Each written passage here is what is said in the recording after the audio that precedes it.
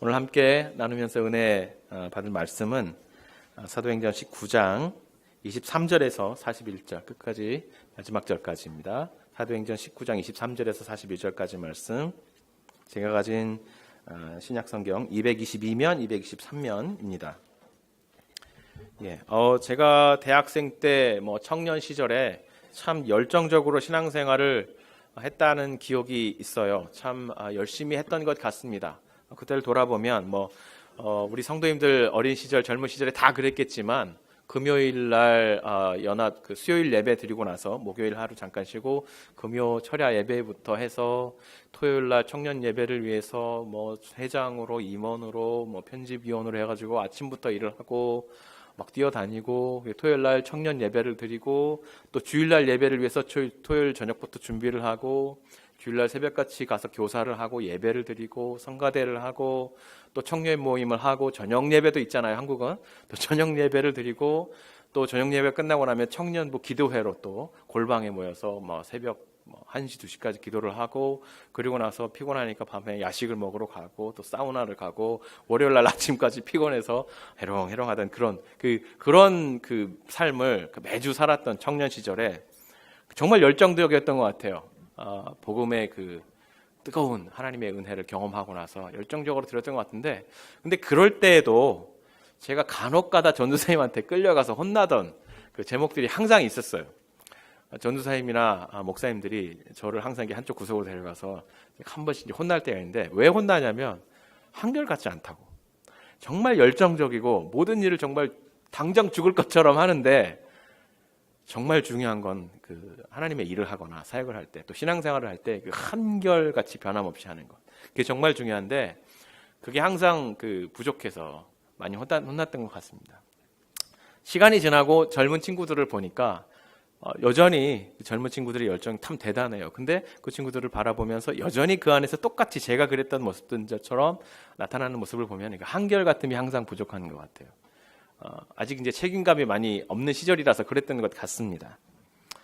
그런데 여전히 지금도 이 신앙생활을 하면서 지금 이제 성인이 되었고 가장이 되었고 또 책임을 지고 있고 목사이고 그러니까 항상 규칙적으로 일을 하고 또 사역을 하고 그렇게 하지만 참 이 마음의 한결같음을 유지하는 것은 여전히 참 어렵다라는 생각을 많이 해요.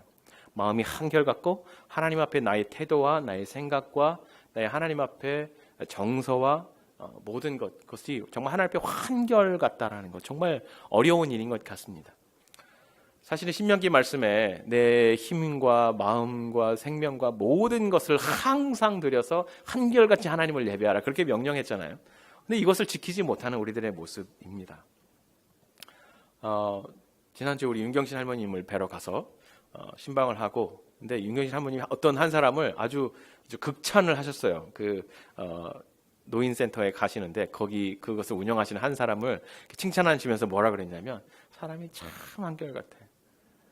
사람이 한결같기만 해도 그 사람에게서 풍겨나오는 그게 사실 인격이죠, 그렇죠? 한결같다라는 건 인격이에요. 특히 그분은 이제 신자이기 때문에 그 사람의 영성, 그 사람의 신앙의 인격은 바로 그 한결같음으로 정말 평가가 되는 것입니다. 이 한결같음을 어떻게 좀 얻을 수 있을까? 그런 생각을 좀 해봅니다. 이 바울의 사역을 보니까 바울이 이렇게 이제 한결같은 사람이에요. 바울은 또 어떤 부분에서 한결같은 사람이냐면 자신의 선교의 원칙을 항상 지켰죠. 항상 유대인의 회당에 들어가서 항상 돌맞고 비방을 당하고 욕을 먹지만 항상 그 위험한 상황에서도 한결같이 그들에게 복음을 전합니다. 게다가 이 고린도에서 보니까요, 고린도와 이 에베소는 또 바울의 선교에 있어서 매우 중요한 도시였고, 고린도와 에베소에 대한 편지들, 특히 로마로 가는 편지, 고린도로 가는 편지, 에베소로 가는 편지, 이 편지들의 그 주인공이 되는 도시들이에요.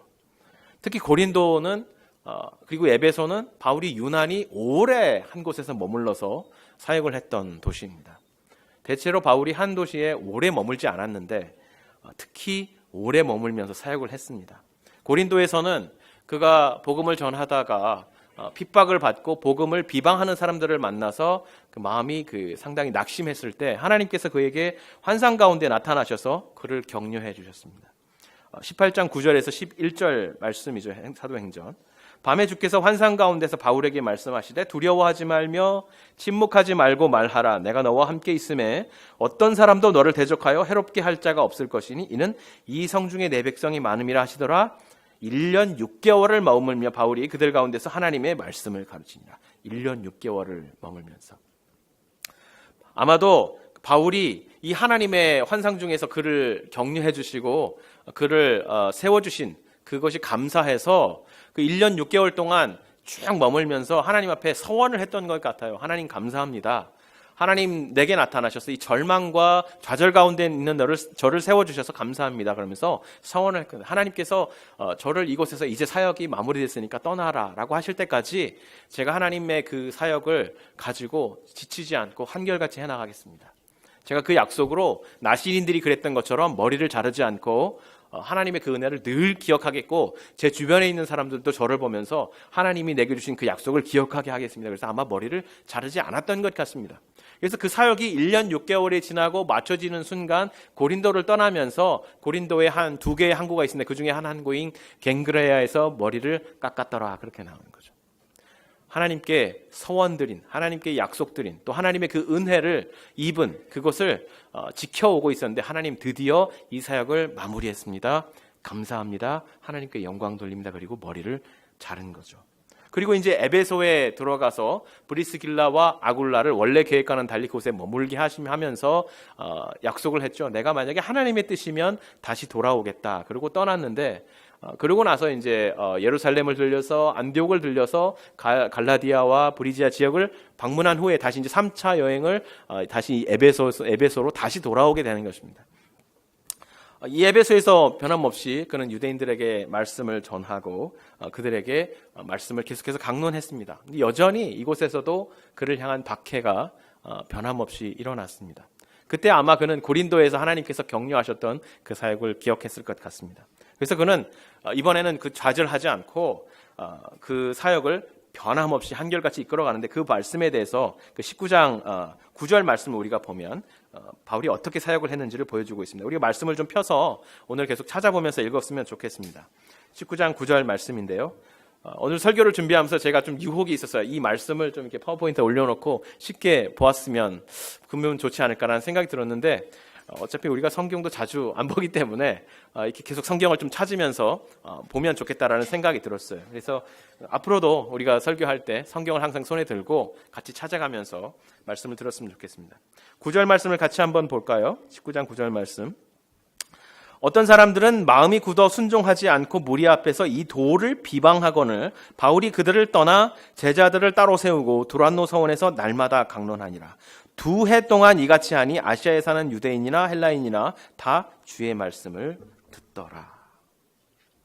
2해 동안 2년이 꽉 차도록 하루도 빠지지 않고 날마다 두란노 서원이라는 곳에 가서 그가 말씀을 끊임없이 차근차근 강론했다는 것입니다. 그래서 이 사역의 그 결실이 이 한결같은 사역에서 나타난다라고 우리가 볼 수 있을 것 같아요. 저는 이 사역의 한결같음, 이 신앙생활의 한결같음을 어떤 그 뭐라 그럴까요? 우리 한국 사람들이 쉽게 이제 얘기하는 그 영적인 내공이라고 말하고 싶어요. 신앙생활의 내공, 차근차근 훈련되어서 어떤 이렇게 들쭉날쭉하는 것이죠. 물론 그 열정이 중요하고 신앙생활의 막 뜨거운 마음, 당장 정말 뜨겁게 기도하고 소리 지르고 하나님 앞에 몸부림치고 하나님 앞에 부르짖어 기도하지 않으면 죽을 것 같은 그런 그 열정도 중요하지만 이제 신앙의 연륜이 쌓이고 신앙의 하나님과의 관계가 깊어지면서 정말 이 그 내공이 깊어지는 그 증거가 무엇이냐, 바로 이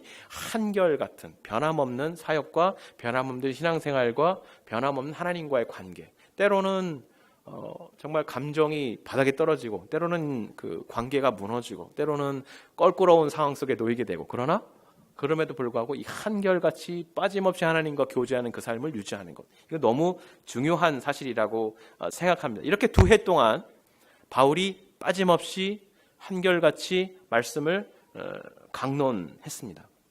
그러자 오늘 이 19장 후반 말씀에 보면은 이 한결같은 바울의 이 사역이 드디어 그 지역사회에 변화를 일으키기 시작했는데 그 변화가 어떻게 일어났는지를 지금 후반부에서 이제 보여주고 있는 것이죠. 사실은 그 변화를 직감한 것이 그리스도인들이 그 변화를 직감한 것이 아니라 오늘 19장 후반 말씀은 세상 사람들이 바울이 전한 그 강론으로 인해서 사람들이 변화되고 그 지역사회가 변화된 것에 대해서 위기의식을 느끼기 시작했는데 그 모습을 말씀해 주고 있습니다. 그렇다면 과연 바울은 어떤 복음을 전했다고, 그 세상 사람들이 바울이 전한 어떤 복음이 그들의 삶에, 그들의 지역사회에 영향을 미쳤느냐라고 고백하고 있는지, 증언하고 있는지 살펴볼 필요가 있을 것 같습니다.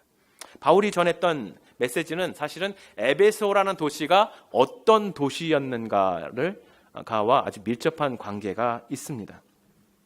에베소라는 도시는 아데미 신전 그리고 아데미 신상, 아데미라는 여신을 섬기는 아주 그런 문화로, 종교 문화로 아주 꽉 짜여져 있는 도시였습니다. 35절 말씀에 보니까요. 35절 말씀에 보니까 서기장이 이르되 에베소 사람들아, 에베소시가 큰 아데미와 제우스에게서 내려온 우상의 신전 기지가 된 줄을 누가 알지 못하겠느냐. 좀 이상한 말이죠. 무슨 말인지 잘 모르겠죠. 이 에베소 도시에는 하나의 전설이 있었는데 어떤 전설이었냐면 하늘에서 신이 던져준 그 돌이 떨어졌는데 그 돌이 이 제우스에게서 온 돌이었다.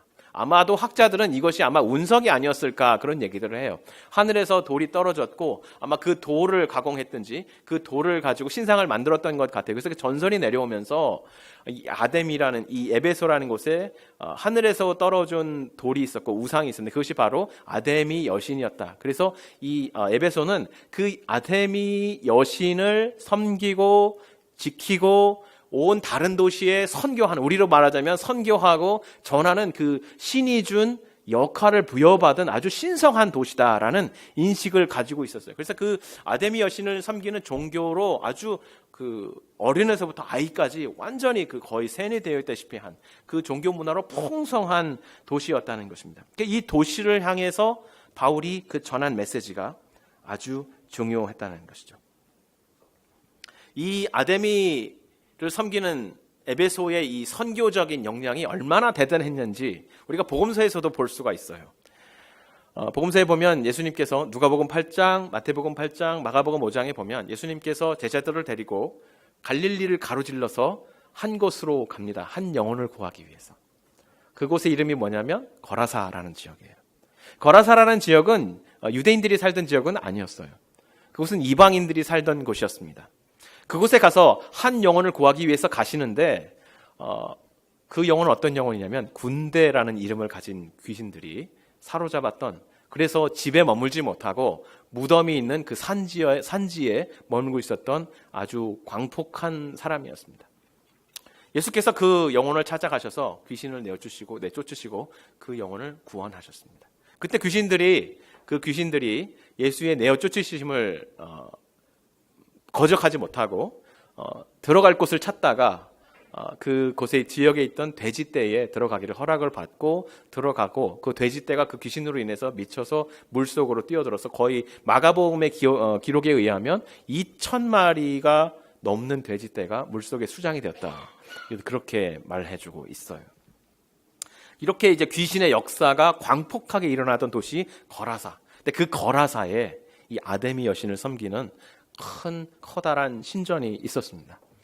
이처럼 그 아시아 땅의 서쪽 끝에 있는 에베소라는 도시에서 저쪽 구석인 정말 작은 나라인 이 팔레스틴의 유대 땅 한 근처에 있는 거라사 땅, 대가볼리 끝에 있는 그 거라사 땅에까지 아데미 신을 섬기는 이 종교가 전파가 되고 그곳에 신전이 세워지고 그곳에 필요한 모든 신상이라든지 그런 그 신전의 모형들을 이 아데미로부터 만들어서 팔고 공수하고 그러던 아주 그 선교적인 헐브가 되어 있던 도시란 말이죠. 그래서 이 도시를 향해서 바울이 외쳤던 중요한 메시지가 이 지역사회를 들썩들썩하게 만들었다는 것입니다. 그 내용이 26절에 나와 있습니다. 바울이 뭐라고 전했을까요? 이렇게 전했습니다. 바울이 에베소뿐만 아니라 거의 전 아시아를 통하여 수많은 사람을 권유하여 말하되 사람의 손으로 만든 것들은 신이 아니라 하니 이는 그대들도 보고 들은 것이라. 이 데메드리오라는 사람의 입을 통해서 바울이 어떤 복음을 전했는지 지금 전해주고 있는 것이죠. 바울이 전한 복음. 사람의 손으로 만든 우상은 하나님이 아닙니다. 그것은 하나님을 흉내낸 가짜 신일 뿐입니다. 그들의 손에, 당신들의 손에 의해서 만들어진 것은 신이 아닙니다. 하나님은 사람의 손으로 만들어지는 것이 아닙니다. 하나님은 우리를 지으신 창조주이십니다. 그렇게 말했다는 것이죠.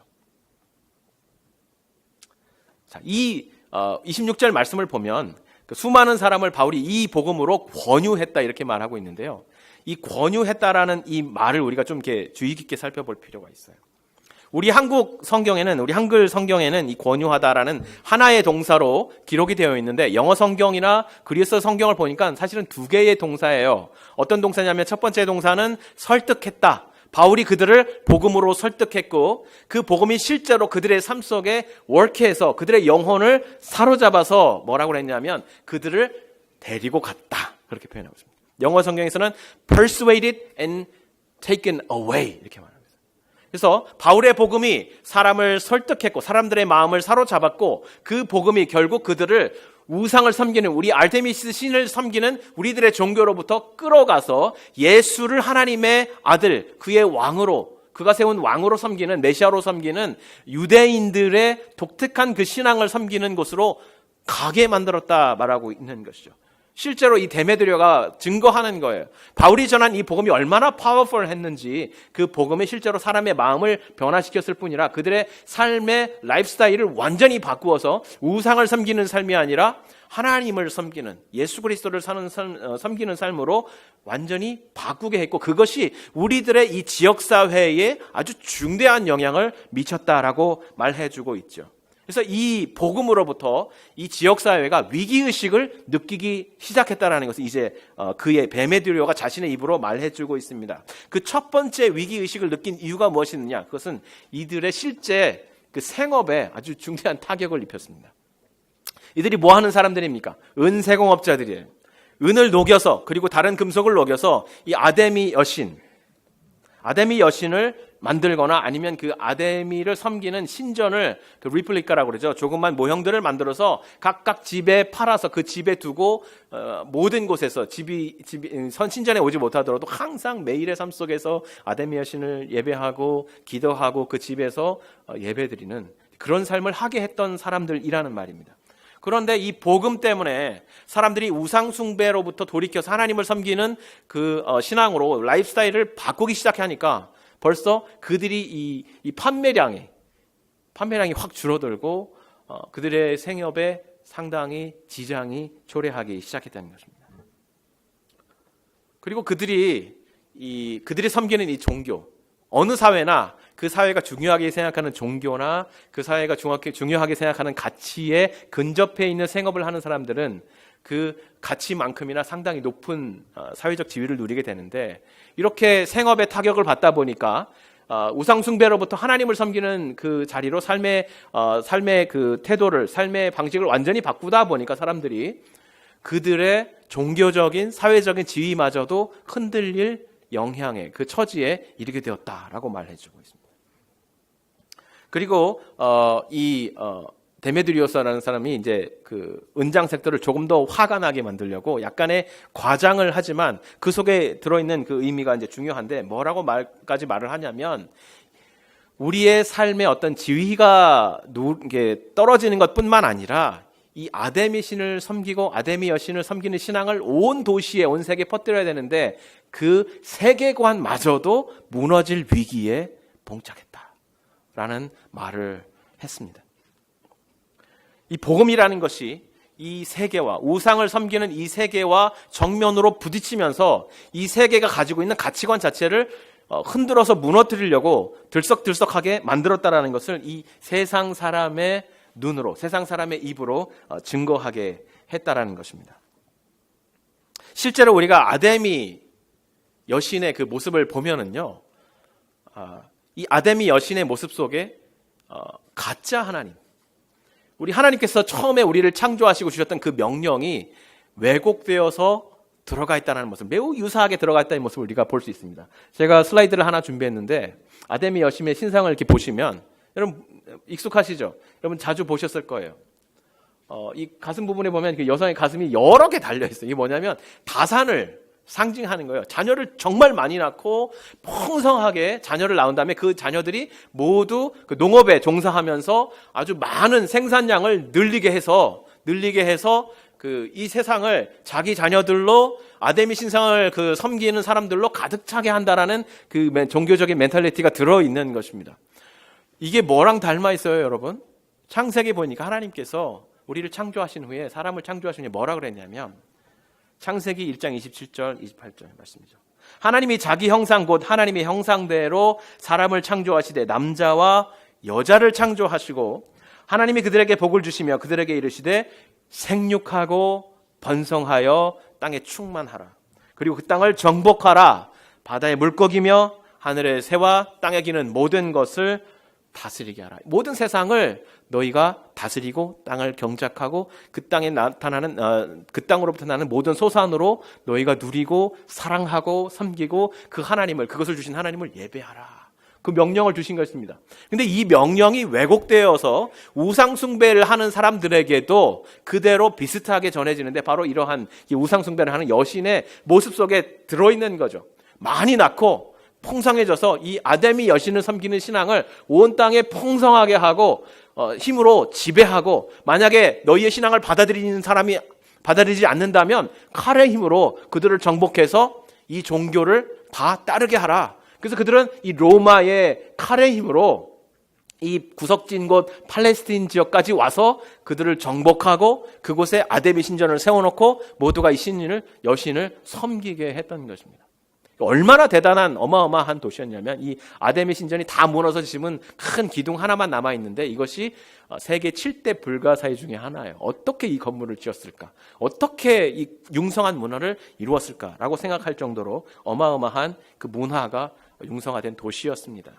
그런데 복음이 들어가면, 아무리 세상의 문화가 융성한 그 도시라도 복음이 들어가면 복음은 정면으로 그 세상의 거짓 종교를 부딪히고 세상의 종교와 참 진리가 아닌 그 거짓 증거 앞에, 거짓 진리 앞에 참 하나님을 섬기는, 참 자유케 하시는 하나님의 복음을 제시합니다. 그곳에서마다 그 복음이 전파되는 곳마다 그 세계의 질서가 흔들리는 것이라고 말해주고 있는 것입니다. 자, 이렇게 복음의 진리가 이 사람들의, 이 에베소 사람들의 그들의 실제 삶의 영역에, 실제 돈의 문제, 그들의 생업의 문제, 그들의 사회적 지위의 문제, 그들의 세계관의 문제를 흔들기 시작했습니다. 이렇게 에베소 사람들이 위기의식을 느꼈다라는 것, 우리가 이렇게 말씀 속에서 이해할 수 있는데, 근데 한 가지 쭉 이 데메드리오가 폭동을 일으키는, 그래서 그들을 분노하게 해서 폭동을 일으키는 그 장면을 보면서 좀 이해할 수 없는 한 줄의 이야기가 나와요. 중간에 위기의식을 느끼고 힘들어하고 이러다가 자칫 우리의 삶이 무너지겠다, 우리의 삶에 큰 손해가 초래되겠다라고 생각했던 사람이 비단 에베소 사람들만이 아니었다라는 것을 오늘 말씀이 증거해주고 있는데, 참 몇 절인가요? 그 알렉산더라는 사람이 나오는 35절 말씀을 한번 보시면 그 내용이 나옵니다. 35절 말씀이 아니고 33절 말씀이죠. 우리 33절 말씀을 보시면 유대인들이 지금 데메드리오가 폭동을 일으켜서 바울의 동료 두 사람을 붙잡아서 영국장으로 몰고 들어가서 그들을 이제 해치려고 하는 그 상황 속에서 갑자기 어디선가 유대인들이 나타나서 유대인들이 그들의 대표자인 알렉산더를 내세워서 그들을 변호하려고 하는 모습을 우리가 볼 수 있습니다.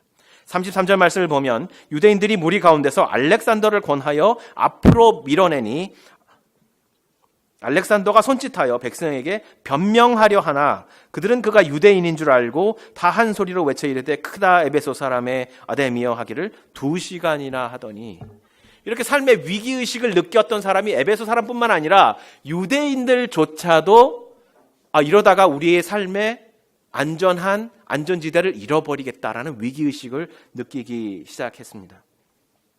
제가 여기서 한 가지 질문에 봉착했어요. 사실 이 데메드리오라는, 그리고 에베소 사람들이 거부감을 느끼는 바울의 복음의 내용을 들어보니까 이것은 굳이 그리스도인들만의 신앙 고백은 아니었던 것 같아요.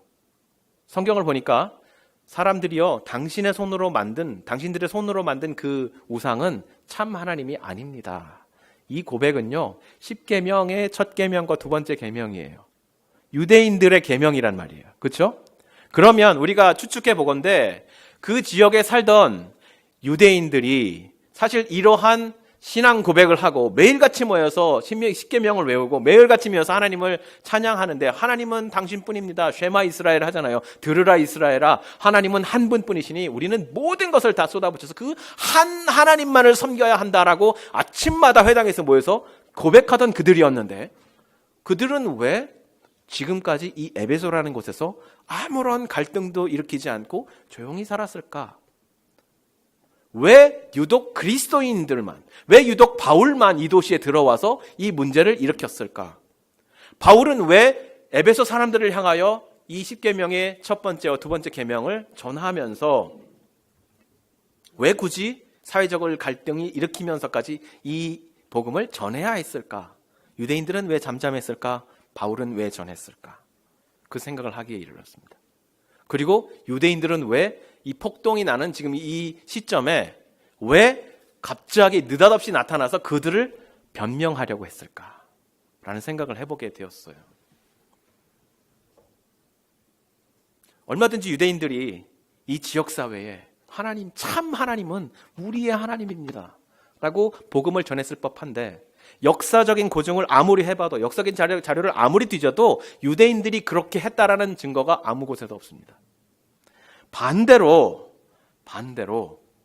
로마가 태동하기 그 태초부터, 그 시작부터, 그 시초부터 유대인들은 사실은 로마의 정치인들과 율리어스 시저와 또 그의 조카죠, 그의 흔히 이제 아들이라고도 많이 불려지는데 옥타비아누스 케이사르, 황제, 첫 번째 황제, 그 황제와 일종의 언약 관계를 설정했어요. 유대인들의 제사장 힐카누스라는 사람이 황제에게 가서 우리가 로마에 충성하겠습니다. 황제에게 충성하겠습니다. 대신 우리가 살아갈 수 있는 터전을 마련해 주시고 우리가 우리 문화로 우리 종교 안에서 살아갈 수 있는 안전지대를 확보해 주십시오. 몇 개의 부탁이 있습니다. 첫 번째, 우리는 안식일을 지키는 민족입니다. 안식일을 지키며 살게 해주십시오. 여러분, 그 당시에 휴일이 없었어요. 지금의 일요일이 없었어요. 그래서 그 당시는 월화수목 금금금이었습니다. 쉬는 날이 없었단 말이죠. 나중에 이제 교회에서 이것이 이제 어려움이 되는 그런 장면들로 나타나는데, 그런 휴일이 없는 그 사회에서 우리 유대인들은 일주일의 하루를 금요일 저녁부터 토요일 저녁까지 반드시 하루를 쉬어야 되는 민족입니다. 하나님께서 주신 안식일을 반드시 지켜야 합니다. 그래서 안식일을 지키면서 살게 해주십시오. 오케이. 그 다음에 두 번째, 우리는 전쟁에 나갈 수 없습니다. 하나님께서 계명 속에서 말씀하시기를 살인하지 말라 말씀하셨기 때문에 우리는 이방인의 군대에 증거할 수 없습니다. 우리에게 예외를 주십시오. 오케이. 그리고 또 한 가지, 우리는 지금 에베소에 살고 있지만 예루살렘에 있는 성전에 성전세를 납부해야 할 거룩한 의무를 가지고 있는 사람들입니다. 우리가 어느 정도의 황제를 숭배하는 당신들의 그 삶을 위해서 세금을 어느 정도는 납부하겠습니다. 그러나 대체적인 아주 많은 세금을 낼 수는 없습니다. 우리에게 조세 감면의 혜택을 주십시오. 오케이. 그러나 한 가지 조건이 있다. 절대 로마의 평화에 거스르지 마라. 로마가 다스리고 로마가 지배하는 그 지배 제도를 거스르지 말고 갈등을 야기하지 말아라. 그래서 유대인들의 촌에, 불악촌에 모여서 살면서 그 우상 숭배가 가득한 도시에서 하나님만이 참 하나님이라는 얘기를 한마디도 에베소 사람들에게 하지 못하고 그동안 살아왔다는 것입니다. 그런데 바울이라는 사람이 예수가 하나님의 아들이라고 전하는, 예수의 십자가와 부활을 전하는 그 한 사람이 갑자기 나타나서 복음을 전하면서 하나님만이 참 하나님입니다. 여러분이 지은 여러 가지 신들은, 우상들은 하나님이 아닙니다. 오직 하나님의 아들이신 예수 그리스도에게로 돌아오십시오. 그가 죽으시고 부활하셔서 하나님의 참 성전이 되셨고 우리를 구원하셨습니다. 그 메시지를 전했을 때에 유대인들, 아니 에베소 사람들만 그 삶의 위기의식을 느낀 것이 아니라 유대인들도 바울이 일으킨 그 갈등 때문에 문제가 되기 시작한 것입니다. 에베소 사람들은 그리스도인인지 유대인인지 구분을 못해요. 그냥 바울도 유대인인 거예요. 그래서 우르르 몰려가면서 저 유대인, 이상한 유대인 때문에 우리에게 문제가 생겼어.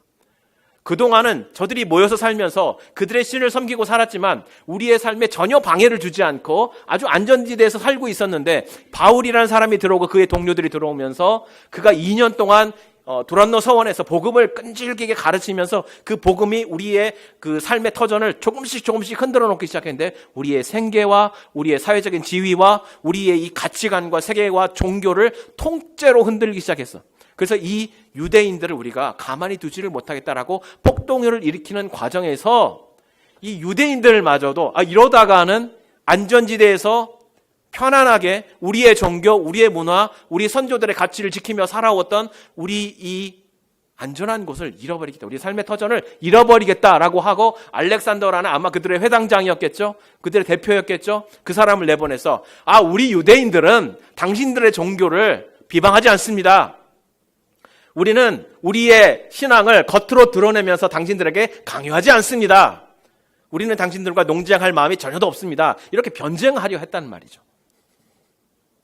여러분, 이렇게 복음이 한 지역에 들어가고 한 공동체에 들어가고 한 사람에게 들어가면 복음이 어쩔 수 없이 부딪히는 지점이 발생하는데 그것은 세상의 가치관과 우상숭배뿐만 아니라 거짓 복음, 옛 언약, 예수 그리스도를 만나지 못한 가르침, 유사 복음과도 부딪히게 되는 모습을 우리가 발견하게 되는 것입니다.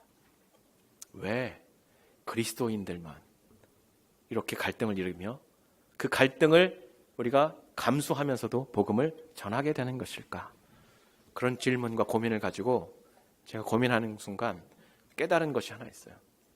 예수님께서 아테미 신전이 있었던 그 거라사 땅으로 가셔서 그 영혼을 구원하신 후에 그 구원을 받은 악한 영으로부터 노임을 받은 그 청년이 예수님께 뭐라고 말했냐면 주님과 함께 있고 싶습니다. 주님 따라가고 싶습니다. 예수님께서 갈릴리와 팔레스타인 지역을 이스라엘 땅을 두루 다니면서 무슨 사역하셨습니까? 제자 삼는 사역하셨죠. 그죠? 말씀하시면서 너는 나를 따르라. 12 제자에게도 하셨지만 그를 따르는 많은 사람들에게 나를 따르라. 심지어 그 누가복음이나 그 마태복음 8장 9장 보면은 어떤 말씀까지 있냐면 제자로 나를 따르라 부르신 사람들 중에 제가 아버님을 장례하고 와서 주님을 따르겠습니다. 이렇게 말하는 자에게 죽은 자로 하여금 죽은 자를 장례하고 너는 나를 따르라. 참 야속하시죠? 그렇게까지 말씀하셨고 또 제가 제 가족에게 작별을 구하고 와서 주님을 따르겠습니다 라고 말하는 제자에게는 뭐라고 말씀하셨냐면 손에 쟁기를 들고 뒤를 돌아보는 자는 합당하지 않다. 하나님 나라에 합당하지 않다. 아주 야속하신 말씀처럼 이렇게 들린단 말이죠. 그 정도로까지 나를 따라오라 라고 말씀하셨어요. 그런데 그렇게 하셨던 주님께서 이 거라사 땅에 도착하시고 그 악령에게서부터 노임받은 영혼이 주님을 따르고 싶고 주님 곁에 있고 싶습니다라고 강렬한 열망을, 그 기쁨을, 감사를 표출했을 때 허락해 주지 않으셨어요. 허락해 주지 않으시고 뭐라고 했냐면 내 가족에게로 돌아가서 내 동네로 돌아가서 내 지역사회로 돌아가서 하나님께서 너에게 이루신 큰 일을 증거하라 라고 말씀하셨어요. 아직 유대 땅에서는 예수님께서 십자가를 지지 않으셨고 부활하지 않으셨기 때문에 그가 이루셔야 할 사역이 마무리되지 않았기 때문에 나를 따르라 하셨지만 이방인에게 가서는 이미 복음을 선포하시고 하나님의 임재를 선포하시고 악한 영들을 물리치신 후에는 바로 그 영혼을 파송하시면서 이미 그곳에서 선교가 시작되었다는 말입니다. 이미 새 언약이 아직 유대인들이 맛보지 못한 새 언약을 이 한 청년은 벌써 하나님께서 자유케 하시는 그 새 언약을 벌써 맛보고 그 새 언약을 가지고 동네에 들어가서 지역사회에 복음을 전하고 그 복음을 가지고 이제 부딪히면서 살아가라고 사명을 받은 것입니다. 그것을 보면서 그 아담의 신상이 있는 거라사 땅에 하나님께서 제일 먼저 바울을 보내기도 전에 이미 이 청년을 보내신 모습을 보면서 하나님께서 우리를 부르신 새 언약의 삶이란 세상 속에서 우리들끼리 살아가는 그리스도인들끼리 서로 모여서 교제하면서 좋아 이렇게 살아가는 것이 아니라 우리의 삶 속에 가는 지역마다 복음의 가치관을 살아내면서 부딪히면서 절망하면서 때로는 아파하면서 그러나 그곳에서 우리에게 한결같이 다가오시고 한결같이 우리를 회복하시고 한결같이 우리에게 생명을 다시 주시는 예수 그리스도의 참 복음을 가지고 그 속으로 들어가는 그 삶의 사명을 받은 것이구나 라는 생각을 하게 되었습니다.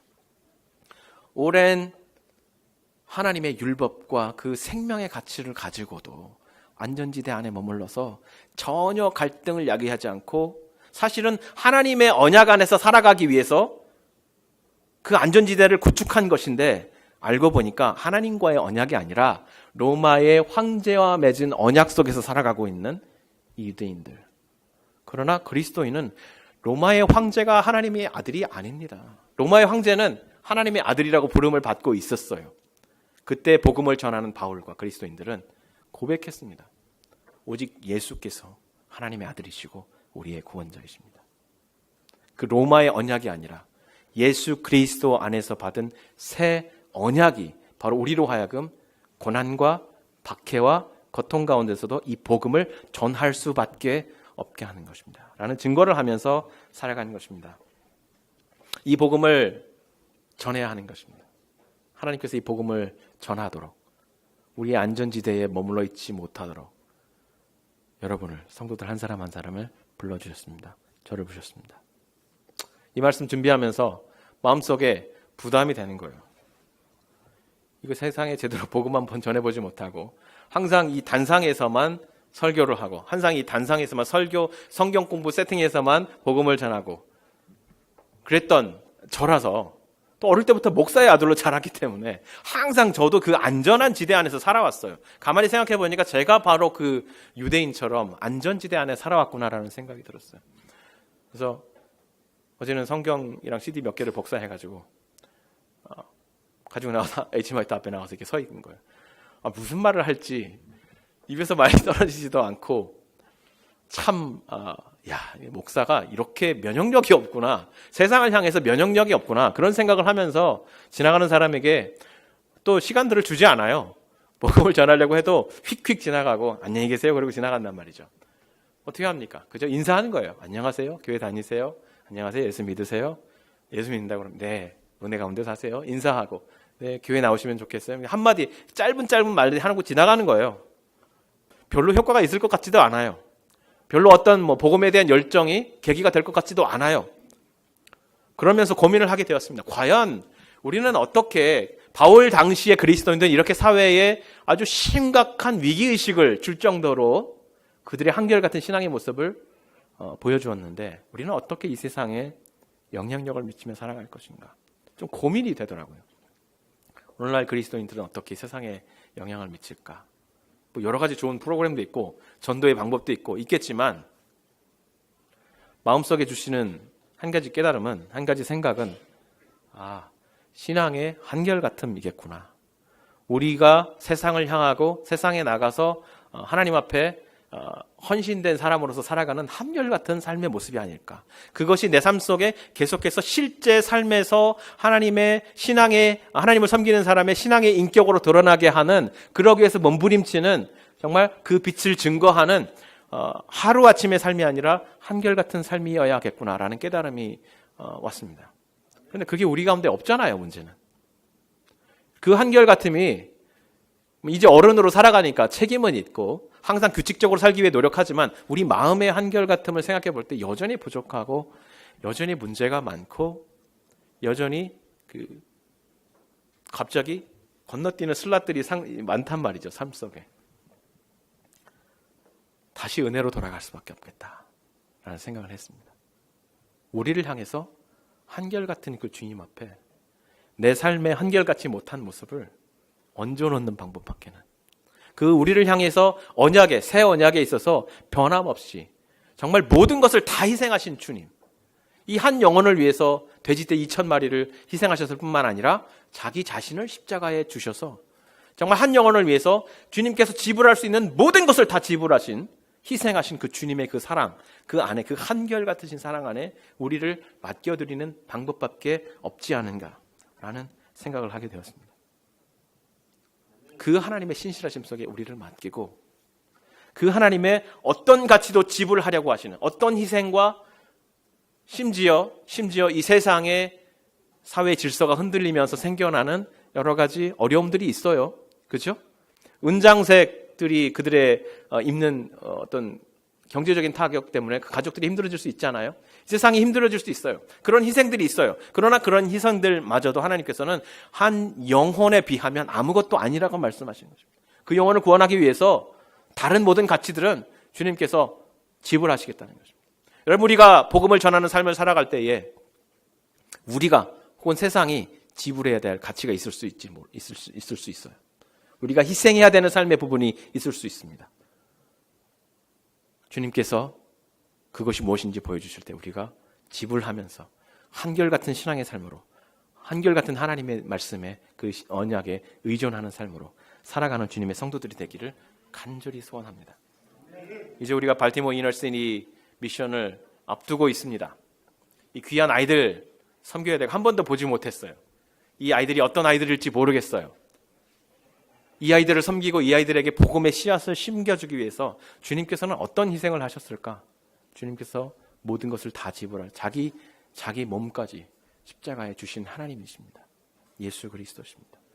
우리를 통해서 어떤 우리의 소중한 노력과 시간과 가치를 지불하고 이 영혼을 섬기는데 우리를 하나님께서 새 언약의 일꾼으로, 새 언약의 전도자로 보내시는 것일까? 여러분, 제가 말씀드렸죠? 보내는 선교사는 없다고 말씀드렸어요. 모두가 같이 동참하는 귀한 사역입니다. 하나님께서 나에게 무엇을 요구하시는가 생각해 보십시오. 나의 시간, 나의 생각, 나의 기도, 나의 에너지, 나의 삶의 한 부분, 하나님께서 요구하신다면 한결같은 사랑으로 언제나 나에게 다가오시는 그 하나님을 위해 내가 이 부분 헌신하겠다. 내가 하나님의 그 복음 전도를 위해서 나의 삶을 드리겠다. 고백할 수 있는, 실제로 헌신하는 성도님들이 되기를 간절히 소망합니다. 그런 존재로 하나님 부르셨습니다.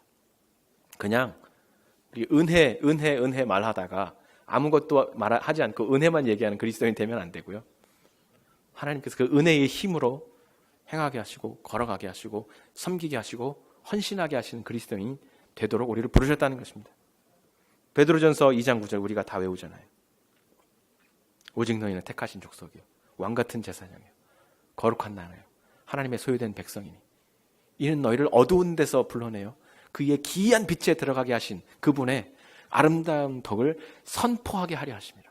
너희를 택하신 족속이요 왕같은 제사장이요 택하신 하나님의 백성이요 거룩한 나라요 택하신 족속으로 삼아주신 것은 그 은혜로 말미암아 그 안에서 우리가 발견되게 하신 것은 그저 그 안에서 우리끼리 좋아 그래 반가웠어요 잘 왔어요 어떻게 지냈어요? 부족한 거 없어요? 우리들끼리 서로 다독거리는 그 삶도 좋지만 거기서 머무르라는 것이 아니라 새 언약의 일꾼으로 부르심을 받아서 하나님의 너희가 어두운 곳에 있다가 빛으로 들어오게 하신 그 아름다우신 하나님의 덕을 다른 이에게 전파하게 하시는 하나님과 함께 있고 싶지만 예수와 함께 있고 싶지만 아니야 너에게 주신 사명이 있어 가서 선교지로 들어가라고 너희 가족에게로 들어가라고 그 청년을 보내주셨던 지금 두려워 떨고 있는 그 아데미를 섬기는 사람들 가운데로 보내셨던 그 하나님께서 우리에게 사명을 주신 것입니다. 그 사명을 우리 삶 속에서 은혜 가운데서 하나님의 한결같으신 그 사랑에 힘입어서 이루어내는 주님의 성도들이 되기를 간절히 축원합니다. 우리 함께 기도하시겠습니다.